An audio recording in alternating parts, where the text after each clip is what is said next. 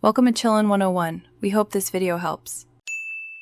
In this video, I will explain how to change a Nissan Juke headlight bulb. Replacing a headlight bulb on your Juke is a straightforward task that you can easily do at home, saving you a trip to the mechanic. We will walk through each step, from gathering your tools to testing the new bulb, ensuring a clear and bright path ahead. Let's get started and illuminate your way. Before we begin, let's gather our essential supplies.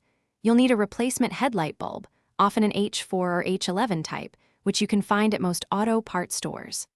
Also, grab a flat blade screwdriver for any clips and a pair of latex gloves. It's crucial to wear gloves to avoid touching the new bulb's glass, as oils from your skin can significantly shorten its lifespan. Having everything ready makes the process much smoother. Now let's get to the headlight itself.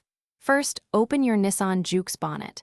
For the driver's side, gently remove the air intake pipe to create more working space. If you're working on the passenger side, you'll need to detach the windshield washer fluid filler neck. Once you have clear access, locate the back of the headlight unit. Disconnect the electrical connector by squeezing its tab and pulling it straight off. This gives us access to the bulb. With the old bulb exposed, twist the plastic bulb holder 1/4 turn counterclockwise and pull it out. Then, release the retaining spring clip and carefully remove the old bulb. Now, insert your new bulb, ensuring it's seated correctly, and secure it with the spring clip. Reattach the plastic holder by twisting it clockwise, then reconnect the electrical plug.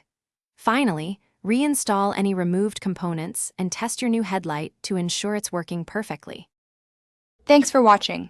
Consider subscribing if we helped you.